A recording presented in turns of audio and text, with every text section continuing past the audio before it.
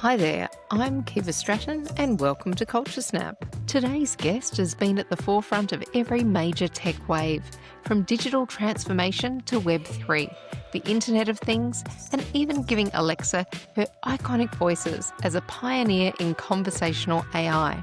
Think SpongeBob, Westworld, and some of HBO's finest. Zach Johnson has shaped smart cities, blurred the lines between advanced AI and robotics, and put humans at the centre of it all.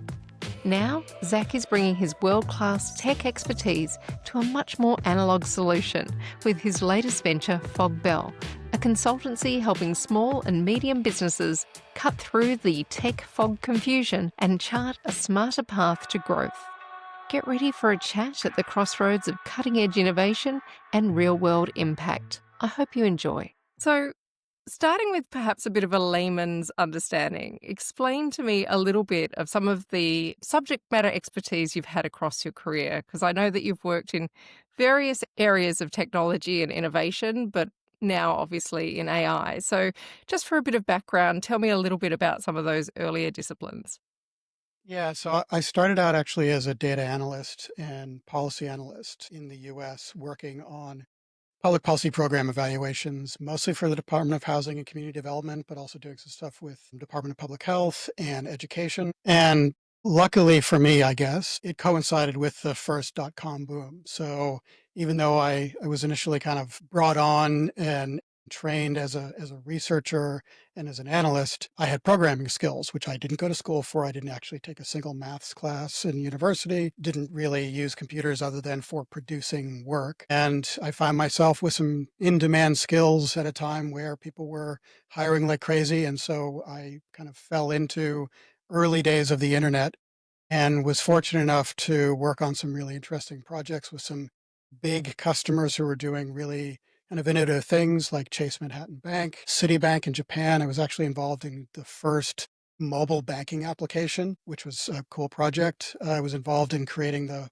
first company-wide intranet for Mercedes-Benz when they briefly merged with Chrysler. So, got a taste early on of like what innovation looked and felt like at a global scale. Incidentally, while I was doing this, I was also being moved around to different places in different countries. So initially started in Boston, got moved to Hamburg, Germany, then got moved to London, then got moved to Brisbane, Australia. And you're really fortunate to get that kind of both holistic technological education, but also holistic kind of cultural exposure as well, which is great.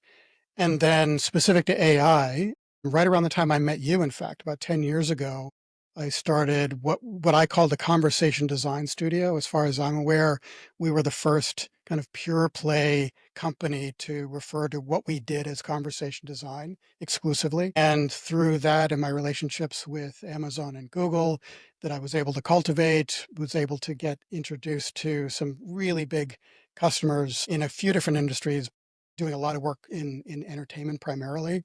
So got to work with like HBO and Nickelodeon and MTV and Sesame Street and just doing really, really cool stuff using conversational AI, which at the time was kind of the precursor to what we know now as LLMs and generative AI. So tell me a little bit about conversational AI. What do we mean by that? Are we talking about voice? Are we talking, something? How do we use that in our day-to-day lives? Yeah, so it's been around for a long time. So if you recall the early and even current frustrations with like voice menus and customer service phone trees when you call Telstra or whoever. Back in the day, those phone trees would be programmed. Like every single pathway would be predetermined. Every single word that you heard back in response to your queries was pre-programmed.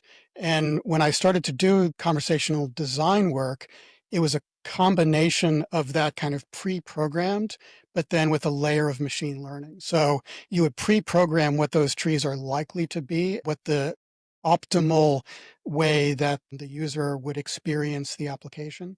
But then you could use machine learning to help kind of guide the user back to where they were going or to create a more expansive and deeper experience with even some of the words that you presented to them. So a lot of the AI that you've been working on obviously has that human element. You know, we think about conversations and it has to be responsive in a way that's natural. I know you worked on a large scale project here in Australia with the City of the Sunshine Coast, and it was about creating Australia's first smart city. Has how humans interact with technology always been something that fascinates you or you're drawn to? Yeah. So when I went to university, I studied literature and design and philosophy. So, a really kind of humanistic liberal arts, broad based education. When I started my career, I was focused on public policy. So, how policies enacted would actually have an effect and an impact on people. And then when I got into technology, my focus was always on the end user. So, in the early days of like user experience, back then it was called information architecture. It was really how can you put the user first and create an experience that's going to both meet their expectations of what that experience should be, but also help deliver the outcome of whatever application they're interacting with is intended to deliver.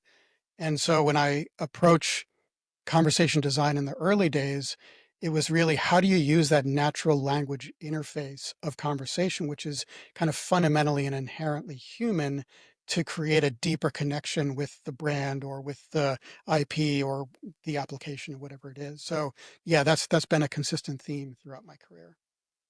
It seems like an area that I guess is one that is very exciting, but also one that's generating a lot of fear when we think about society more broadly. How do you grapple with that? Where do you see this kind of explosion of AI going? Is it something that you're worried about, or is it something that you see as, exciting? Well, both. So I think it's exciting because it is a fundamental shift in how we interact with technology. And because it's a fundamental shift, there's going to be more and more technological presence in our lives, particularly beyond the devices. So when you're holding a device, you know that you're interacting with technology because there's hardware in between you and the back end of that application. And so, there's an automatic kind of implied disconnect between the technology and you because it's that layer of hardware in between you and the thing that let's just call it an AI. And I think where we're heading, whether it's 3 years, 5 years, 10 years, is that really, really smart technology is increasingly going to expand beyond the screen. And what I mean by that is we're going to be feeling it more embedded in our daily lives through embodied technology, but also just kind of atmospheric technology. So, smart homes have been around for 10, 15 years. Smart assistants have been in our homes for the same amount of time, but we know that it's a smart device that we're interacting with. We know kind of generally what the limitations are of those things because they have very specific jobs to do. It's, playing some music or turning on the lights or setting a timer or whatever it is. As AI continues to expand beyond the screen and continues to get more intelligent, it's going to show up in our lives in a whole bunch of different ways. And I feel like that's the part where we need to address the design challenges, including trust and, just the way that we interact. So this kind of new mode of human computer interaction is something that we're only starting to come to terms with what that actually means. And there's not many places where we can start seeing it in real life today, other than like a factory floor where you've got human workers and robot workers in doing the same job in the same space at the same time. And even in those contexts, those robots that the humans are working with historically have done just one thing really good. So it might just be a single arm that picks up something and moves it to another place. And now we're starting to see humanoid robots that are multifunctional, completely articulate, mirrors of the capabilities of what a physical human being can do being put in those same places alongside humans. And we haven't figured out the design parameters to account for all the different variables and permutations of what could happen. So we're testing these things out in real time. And there's some actual inherent danger in doing that beyond just the kind of the trust and privacy and all the other things that are kind of wrapped up in the policy discussions around AI. And when we talk about design, who is designing this? Like, this is, I think, one of the interesting questions. We're seeing technology fed to us, but there isn't really an awareness of who's the author of, when we talk about machine learning, what is the machine learning from? Who's feeding it the content for it to learn? What's the ethics of that? I'm kind of interested in kind of, lifting the veil on a bit of that as someone who's a Yeah, lot more familiar with it. there's some inherent challenges in the way that we're approaching AI right now, in that, in many respects, particularly when it comes to the large language models, we're developing technology that is removed from an end user application.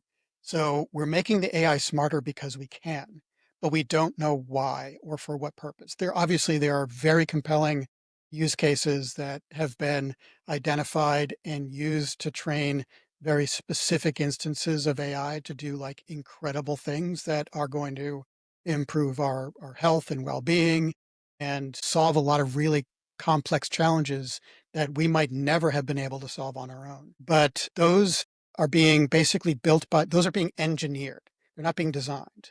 They're being trained by an engineering team that is collecting data and feeding that data into the model and then doing iterations on seeing how well it interprets that data, etc.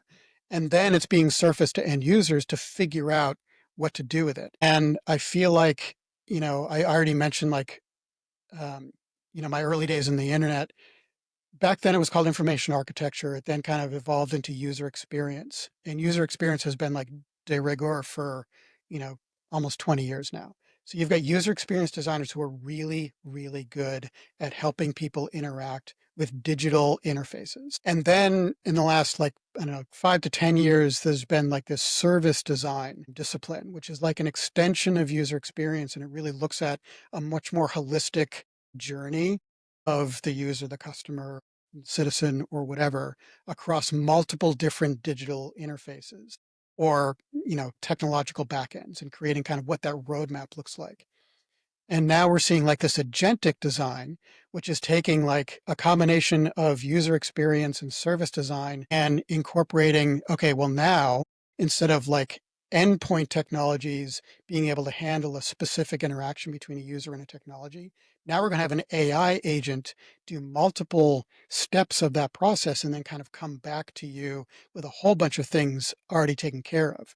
So I feel like there's a new discipline that's emerging. I don't know what it's called yet, but it's not just an evolution of UX, service design, agentic design. It's actually a combination of all of those things. And it's a skill set that actually doesn't, it's not that common to find people who have all three of those capabilities. And that's why I'm doing a lot of like thinking and writing about, and specifically referring to like physical AI, because it's beyond designing for digital. It's designing for our future reality where AI is literally everywhere. Yeah, it's incredible to think, and I often think of, the motor car, the invention of the motor car as kind of this thing that just didn't just change transportation. Obviously, all of those people that relied on horses as industries had to evolve, and our cities and our social fabric of society changed just through this one technology. So this single invention of the motor car completely shifts where we live, how we work, the different industries. But what we're seeing with AI is like a multitude of shifts that are seismic, all happening at the same time. And I think it's a really interesting time, I don't know, sociopolitically as well, where we're really grappling to kind of have a consensus of the social contract, let alone having this fabric kind of torn up. Is this the kind of stuff that you ponder often, or where do you, I don't know, I sit with this stuff and I'm not on the inside, so I kind of go, I just hope there's someone with great ethics figuring this out. Yeah, there's those kind of fundamental kind of industrial age technologies really changed the way that we did things very quickly. And I don't think that AI is doing the same thing in the same way. Obviously, it's transforming society, but it's doing it differently. We are, with the advent of the car, the printing press, cotton gin, all of these things, it actually changed the way we worked. It fundamentally allowed us to do something completely different. the current crop of AI technologies is just letting us do the stuff that we already do faster. And maybe faster and better, mostly faster and worse, particularly if you're looking at like, oh, I can create like 20 social media posts in an hour now instead of like one in a day. All 20 of those social media posts are going to be crap if you're using AI to do it. But if you thoughtfully and deliberately incorporate the right AI tools into your existing workflow, you can get that existing workflow done better, faster, cheaper, which is great. So I think that fact that it's letting you do the same thing better, faster, cheaper, that's what's going to have the big kind of most immediate knock-on effect in our society, because that's when we're going to start to see job losses and massive scale automation and all of that stuff, which then introduces what I was referring to before around the physical AI. So to answer your question, yes, I think about this a lot, which then you start thinking about, okay, now the physical AI manifestation goes back to what is the new car? What is the new printing press? What is the new cotton gin? Like all of that stuff is yet to come. And that's the stuff that's both kind of like anxiety producing and exciting, depending on like where you are in the industry and where you fall on the spectrum of people who are creating those things to people who are going to be, on whom those things will be imposed. Mm. I think I think the physical AI stuff is probably the most fascinating. That's where I do want to dive deepest today. I mean, I always think about like, what do I want AI to do in my world? And obviously, I'd love a robot that cleaned my house fully and, a robot that did a blow dry for me regularly and those kinds of things that you're paying human labor for at the moment that have become very expensive, in terms of certainly here in Australia, those kinds of human labor services are incredibly expensive. But then the flip side of that is, where do all those humans then go in terms of their work and getting jobs? So this is something I wrestle with as someone who's probably in a position, I've just purchased the latest robot vacuum cleaner and I love it. It It mops it. probably still gets stuck from time to time. Yeah, a little, but nothing compared to generations ago. Like this is Yeah, this is yeah, the 90% now. I feel like we're at the yeah, yeah. 90% as opposed to the 10% effectiveness. So yeah, this is something as someone in a position to buy these technologies and engage with them, I do wonder, well, who am I taking a job from by doing that? And how do we then reorder society, particularly at a time when politically, I don't think there's a lot of trust. I don't think people want their politicians to be deciding, what is a good and fair society. So that's something I'm kind of wrestling with. Yeah, I don't have a good answer or frankly, even real deep thoughts about it because it's just, first of all, it's not my area of expertise, despite having kind of a public policy background early in my career. But secondly, it's such a difficult and, from my perspective, maybe even currently an intractable problem that I don't see a solution. And so I feel like it's something that's going to be worked out in various ways Mm. across different countries, and maybe some of them will get it right, and maybe some of them will get it very, very wrong. But I think we're going to have to start seeing what those good models and bad models look like to then emulate the good ones and hopefully stay away from the bad ones. And obviously, the bad ones are going to affect a lot of people. So, like I said, it feels like, yeah, it feels like an intractable problem. I do think we're probably decades away from the, where it's affecting people on a day-to-day basis. I mean, we're already seeing people losing jobs to AI now, but at the scale where it's possible, I think that that's still like 10, 20 years away. And of course, there's lots of industries that are growing based on AI as well. So that's the flip side.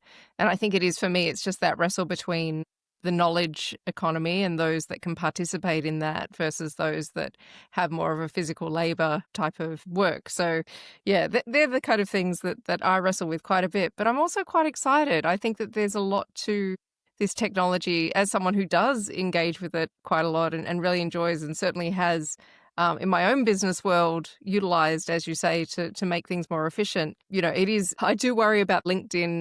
I feel like we're all now just having conversations with AI. I completely agree. I'm not on any social media except for LinkedIn, and I've been really surprised and dismayed at how fast LinkedIn has devolved into really the only reason I use it at this point in my life is because I've lived in so many different places and worked with so many different people around the world that that's just the easiest way to just like keep in touch with them, keep track of like what people are doing. Somebody who I haven't worked with pops up, I haven't heard from them in 20 years and I see they've got a new job and it gives me an opportunity to like reconnect with them. So from that standpoint, it's great. But in terms of like learning anything, I haven't learned anything from LinkedIn in like at least months, probably longer. Yeah. It's quite depressing actually, because it's just to troll through all the trash now to actually get to those updates and to get to, people who are meaningfully doing great stuff. I think it gets lost in the AI explosion, which sadly I think is just probably because people like myself sold content so well 15 years ago that people have now gone, actually, I can make this content myself, and probably don't have the ability to tell what's good or what's meaningful versus, what's being kind of produced. So, Zach, I hear that you've got a new consultancy that you've been building. Tell me, what is it and why did you get it started?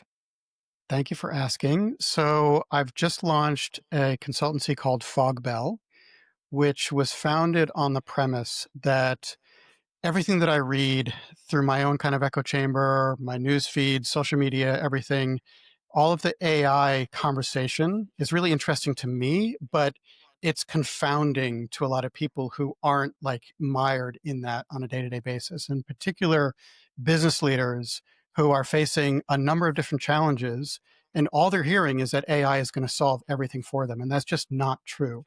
So Fogbell is a service that provides kind of strategic navigation to leaders who want to clear the tech fog away, figure out what the foundational struggles that dealing with are that are non-technical potentially, and then address those first, where you can then potentially build technology solutions, including AI on top of that, to help accelerate and augment the work that you're already doing, not just automate and replace the work that you think is not right. So yeah, I didn't see a lot of other people talking about like solving these really kind of deep rooted challenges and kind of addressing this organizational debt, which is what Gartner's now calling it. And I think it's really important. And I think that I have some experience gained over a couple of decades across various different sizes of businesses and industries, as well as actually being an AI expert where I can help kind of steer leaders in the right direction, help them create a foundation upon which they can then introduce technology and AI that's actually going to help them achieve their objectives and reach their goals and as a business. I think we're seeing a lot of the discussion right now is, what AI should we embrace? What AI should our company have?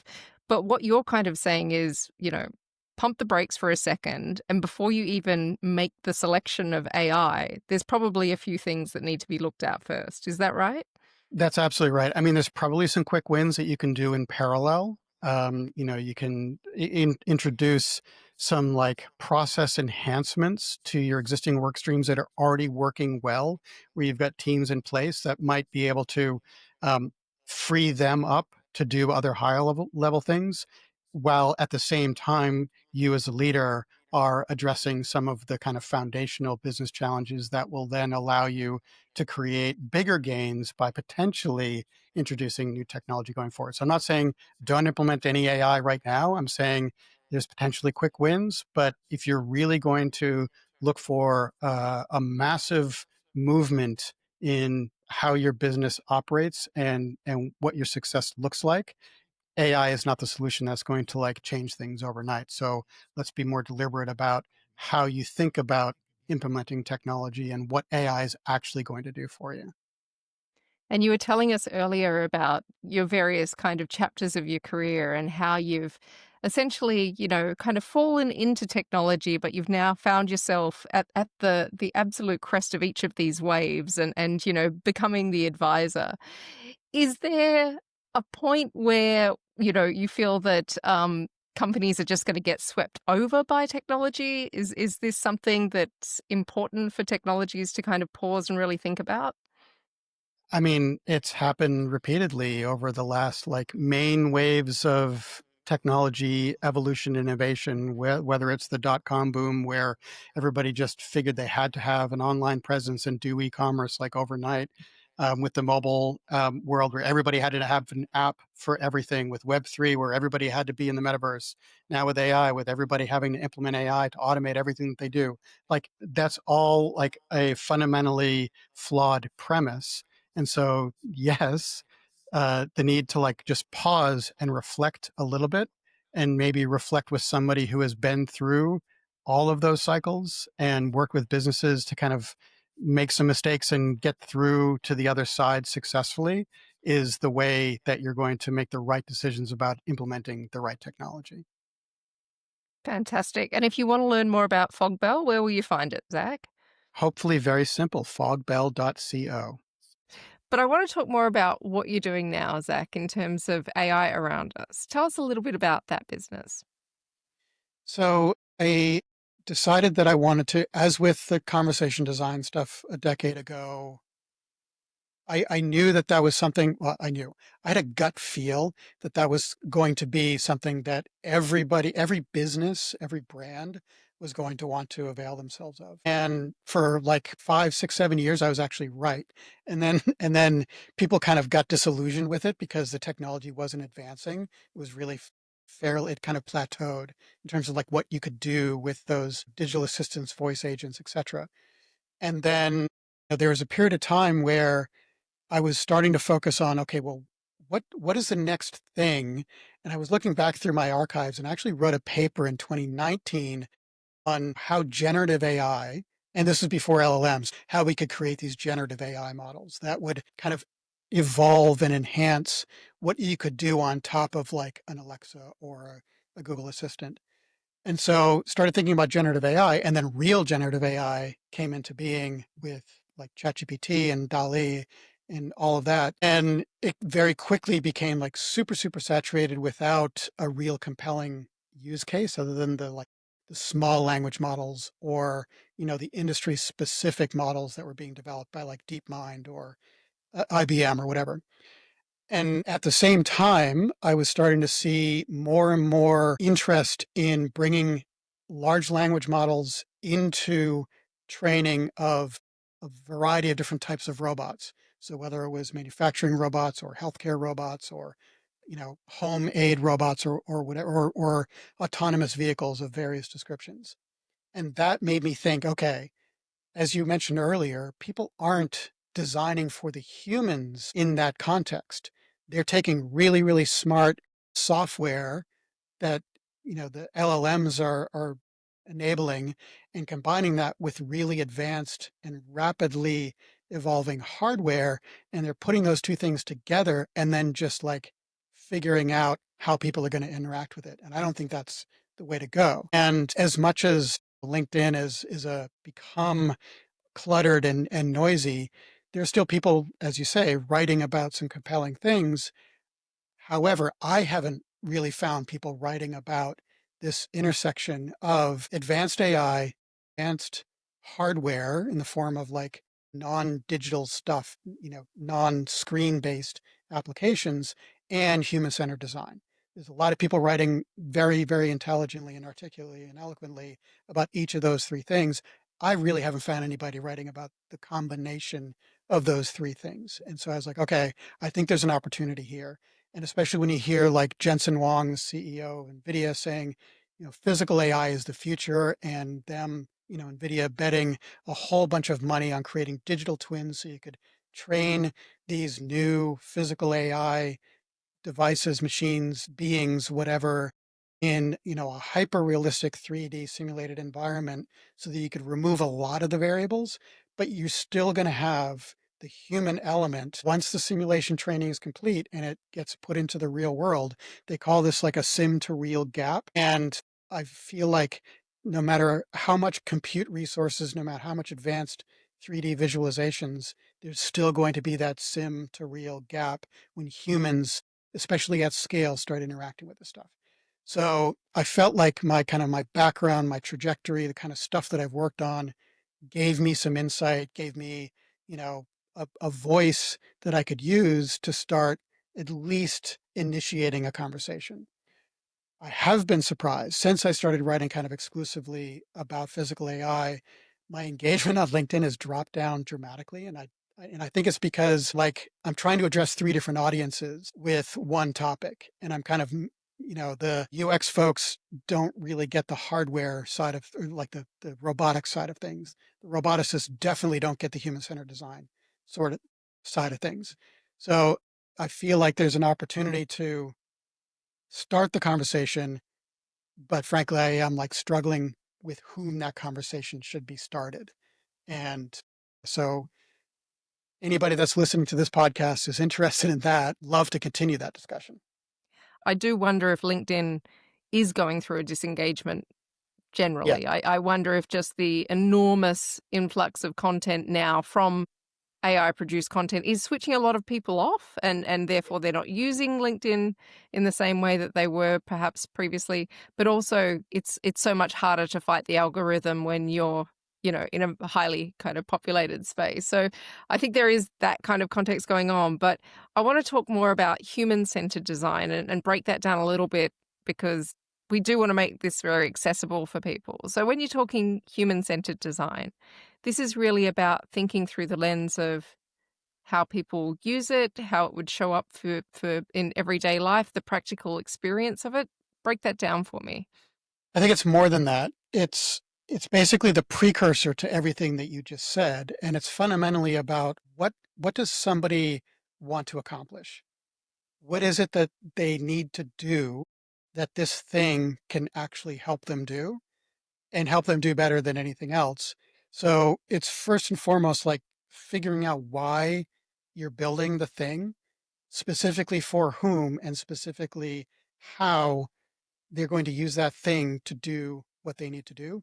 And then you layer on those other things that you said. You kind of map out the user journey. You define what the user interface elements are. You kind of define what all the touch points are and kind of close the loop for the experience. So I feel like there's a lot of focus on, you know, the UI UX of things, but the philosophy behind that I feel has gotten a little bit lost. And so when we think about humans, though, there's an incredible diversity of ways that people might want to use something, or how it might solve for. And I think if we look at probably the early physical AI products, they are very mass when they're looking at their targets, right? So they do seem to be things like I mentioned earlier, a robotic, vacuum cleaner is something that most households need to vacuum. This is not something that is, we can specifically say, well, that's 29 to 34-year-old females in San Diego, like, so how do you bring that sense of diversity and difference into that thinking? So one of the early areas of focus and expertise that I developed in the dot-com boom was bringing information together to serve disparate stakeholders within an individual workforce. So I mentioned Daimler Chrysler. 300,000 employees. The team that I led was responsible for identifying all the information within the organization that somebody needed to get their job done, and then surfacing that information specifically to them in a way that made sense to them, basically as their desktop. So, and the terminology is outdated because we're kind of beyond the desktop a little bit in some respect, but the goal was when I show up in the morning, if I'm building a car or if I'm running a business, doesn't matter. I'm going to have the information I need to do my job front and center right there in a way that made sense to me. And if it didn't exactly make sense to me, I could personalize it a little bit more so that it was not just the information that I needed, but it was also kind of where I wanted to see it so I could like prioritize the stuff that was going to catch my eye first. So it was this like multi-layered personalization. Granted, it was for a relatively homogeneous population of people who are working for an automobile manufacturer, but you're talking, blue collar engineer, mechanics right on up to white collar executives of multiple genders, multiple races, multiple creeds, etc. So there was some inherent diversity in how we approach that. But as AI continues its like global expansion, I think there are different philosophies for how this is going to be achieved. And there are a couple of different approaches that we're seeing like rise in prominence and people who are kind of being most vocal about it. So like Mark Zuckerberg, for example, just like in the last several days, has published this manifesto on what the future of computing is going to be like. And in his vision, everybody's going to have a personal AI that knows them, that knows who they are, knows what they like, knows what they want to do, and they can access the whole kind of ecosystem of AI agents, internet, whatever it is, to help that person do what they want to do. And the interface to that agent might be through their glasses, it might be through VR, AR, desktop, mobile, whatever it is. So that's one side of things. And then obviously there's the cynical view of that is, well, yes, that personal agent is going to help them collect more data on that person, which they can then monetize. And it's also going to help them sell more stuff, whether it's glasses or VR headsets or whatever. And then another view is someone like Dario Amodei from Anthropic, who wants to create that personalized relationship with AI through a combination of your like historical interactions with it, your specific instructions to it, your affordance of what it can and cannot know about you, and it's your affordance of what it can and cannot learn about you through those interactions. So it becomes personalized, but personalized within some parameters that you set, which I think is compelling. But because, you know, Claude still just lives on a browser, you're still limited with how you're going to interact with that thing. So it's not quite as expansive or as holistic as like the MetaVision. But I think that there's kind of two separate sides of like, the AI spectrum of like, we want to know everything about you and give you everything, to we want to basically create a relationship with you on your terms. And based on those terms, we will become a trusted advisor and a trusted educator, influencer, whatever it is. Yeah, it's so fascinating, and it's something that I think often about. I was at a conference, and a technologist painted this picture of just a simple difference of getting into an Uber in the future, and the Uber knows you so well that it knows to, set the temperature at a particular temperature because you like to run hot or cold, or, the music is played that's to your taste. And so when we think about things like filter bubbles that we've seen in the past, 15 years around news and content and just being fed this world that, reinforces our own worldview and makes us very kind of myopic in terms of, what we understand of the world. I wonder, like, a world without physical resilience? Like, is that the world we're moving into where, maybe I'm starting to sound like my grandparents here, but it just sounds so comfortable, right? To not even ever have to get into a car and, it's never to a temperature that doesn't upset you. It's like, what happens to Yeah, humans? maybe a little friction is good. Like, one of the things that's defined humanity throughout our existence has been, being put into, really difficult and adversarial positions from which we like evolve and adapt and overcome. And to your point, if we become like so comfortable, then what's the evolution point? What's the incentive to evolve beyond that? But I just wanted to touch because I was the example you just gave, I think was very illustrative of those two kind of different mindsets of how AI might serve you in the future. So in like the meta version of that example that you gave, they're going to infer all of those preferences of what you want in the Uber based on all of your behavior and all of the interactions across all of their properties. Whereas the other version, whether it's Anthropic's or somebody else's, you're going to tell it those things in advance. And then it's going to use that stuff as part of its kind of information gathering about what it should be doing and how it should be serving you. And I've been talking to some guys, some people, some of whom work at Qualcomm, some work at other like scientific organizations.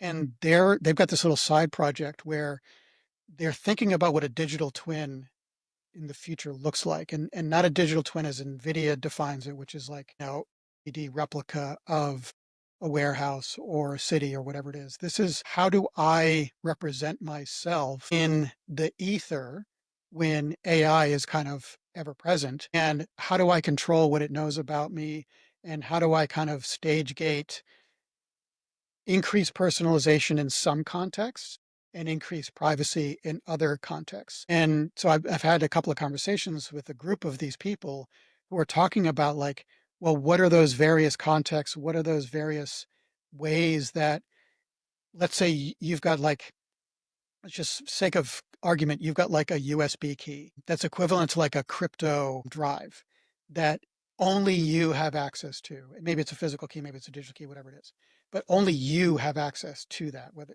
through biometrics or something else. And that thing is what contains all of the most private elements of you. And you can decide which of those things you want to offer up. Everything else is essentially public. And so I think that's one way that you could take a step towards having a little bit more control and agency. And maybe some people will opt for more friction. Maybe some people will opt for less friction. And hopefully, on aggregate, as a society, where we've got enough friction going on so that we are still being put into scenarios where we actually have to adapt and overcome and evolve.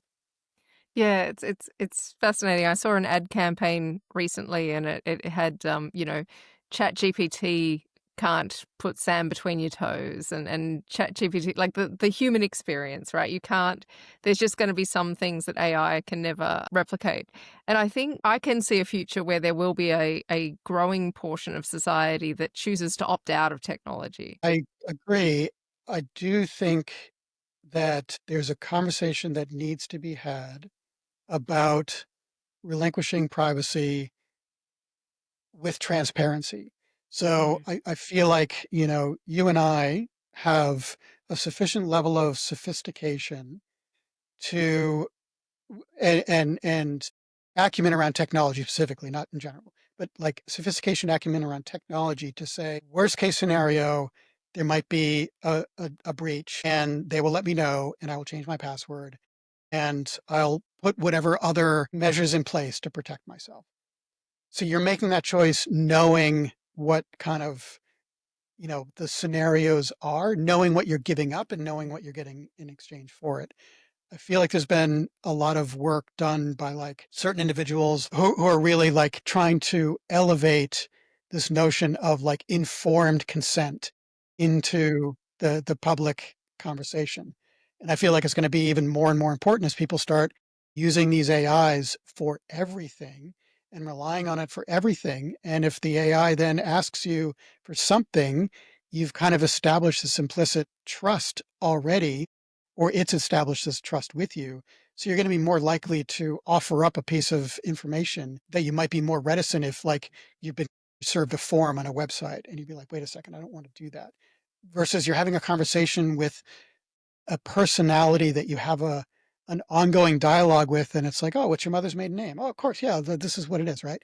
So I feel like there's more and more need to have this dialogue and policy around this kind of informed consent and transparency of use so that people can make the right decisions for themselves. I don't think there's a blanket policy. I think some people are not going to want to use any technology. Some people are going to be very judicious about it. I, for example, like obviously I use AI extensively throughout the day in my professional life, a little bit in my personal life, mostly to like learn stuff. So I don't use Google for searching at all anymore. I use like Perplexity. If I want to do like some really extensive something, I'll use like Gemini Deep Research. But by and large, I try to deliberately, and this goes back to like the friction thing. I try to still maintain relationships with a lot of like analog stuff, right? So Mm. I've got the digital pen, but I prefer the ink pen. I prefer pen and paper. I've got an analog watch. I listen to vinyl on a turntable. Like I cook with my hands and pots and pans. And like, as you know, I do pottery and you know the appeal to that. You're like actually like the tactile experience of touching something and feeling something and being able to mold Mm. something from a lump of nothing into something beautiful. and the satisfaction that that represents. I don't think we experience the same thing when it's only in the digital realm. So as much as I'm excited about it, as much as I use it and I'm a proponent of it, I do think it's also important to retain those things that kind of really make us human and that have helped us get to the point in our evolution that we're currently at, and then hopefully beyond. Absolutely. So you talked about AI around us as kind of combining those three areas in a way that, you're yet to find the audience, but I know it exists. And I'm sure that as people become more aware of the why, that's going to certainly elevate.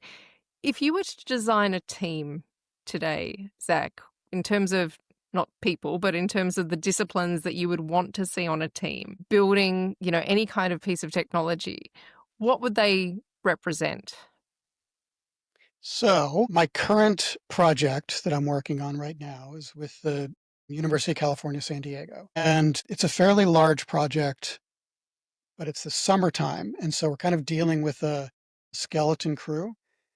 And first of all, so like my core team is myself, Claude, Gemini, and Canva. And then adding to that, I've got a third year undergrad student who is majoring in mathematics and interaction design, a second year undergraduate student who is also majoring in computer science and design, a recent graduate who's on her way to do a master's at Carnegie Mellon University in human computer interaction design, and then a data scientist who works for the San Diego Supercomputer Center. So between the skill set that I have myself, that my core team of these various AI tools, and these young, very, very smart, multidisciplinary, like almost polymathic kids are bringing to the table, I didn't know it, but that's kind of my ideal team right now. And I think this is the era of the polymath. I think people aren't Yeah. talking about that enough. It's one thing historically to have like a core discipline, but I think that we've come to realize that that is not going to be enough going forward. You have to be able to think far more laterally than purely your financial Yeah. vertical or your tech vertical or whatever it might be. It's an interesting mix. And I think, Zach, just for our listeners' benefit, you yourself have quite a marketing understanding, right? You've always been someone with a really strong area and appeal for that, because I do think that that is something that needs to come through into teams, not necessarily marketing as a discipline, but how you engage with audience. How do you make this thing relevant, translatable, something that my mother could effectively understand, in terms of the tech. Otherwise, great ideas will sit on shelves, right? If no one can Yeah. understand how it's going to enhance their life. Do you think boards need different specializations going forward as well? Like, what would you think would be one of the critical skill sets that you might not see on boards today that you'd like to see perhaps more frequently going forward? I mean, this is not a new problem. This goes back, decades, if not since companies were started. I don't think that there are human-centered design professionals represented on boards at all. And there was a time, maybe 15 years ago, where design thinking was a craze.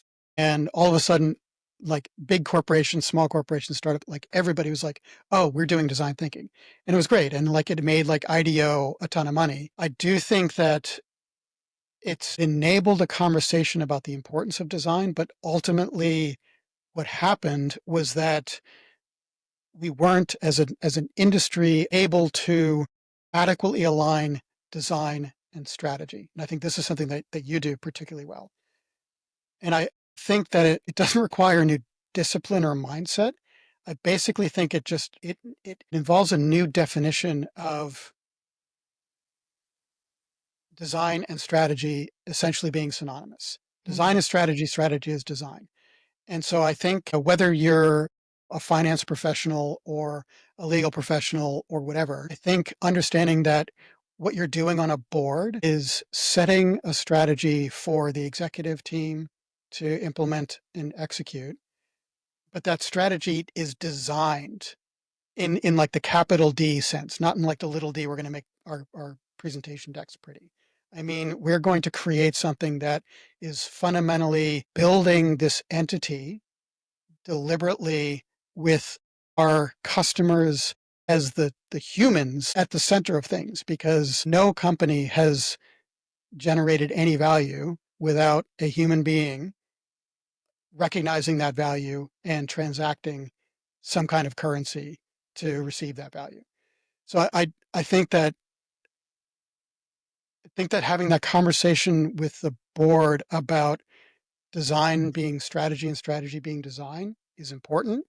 I think it does need to be driven from like the chairperson. Maybe that's like an Australian Institute of Company Directors addition to the curriculum or certification. I don't know, but the first of all, I think boards generally need to be more kind of representative and diverse. But within that, I do think there needs to be an acknowledgement of strategy is essentially design. And so design shouldn't be like frowned upon or pushed aside. And Yeah. and by the time it gets down to the little d design activities of actually implementing interfaces or brands or whatever it is, that's still part of the strategy. It's implementing and executing on the strategy.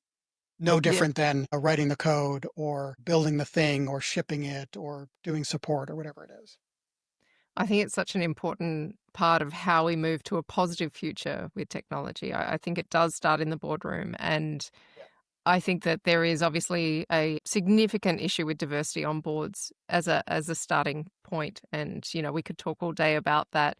I think diversity should be a fundamental of every board. That should just be assumed. But I do think that the disciplines that boards look for now, when they're mapping out what they need on boards, I think it has to be quite different to even 10, 15 years ago. I've got a quick anecdote if we've got time. So, years and years ago, I think maybe 15 years ago, the Australian government, based on a pilot project that happened in New Zealand, created a project to bring design thinking into Australian businesses. So they basically had, design thinkers in residence. That wasn't their title, but they were business advisors who were designers and design thinking professionals. And Australian companies could apply for this grant to be put through this program. And so I was CEO of an Australian company at the time. We applied, we got accepted. I think we were maybe the second or third company in all of Australia that went through this program. The guy who was running that program, the company that he had consulted to right before mine was Blundstone in Tasmania. And this kind of predated Blundstone being like the footwear that everybody wears around the world, especially if you're, young and cool and going to Coachella or backpacking or whatever.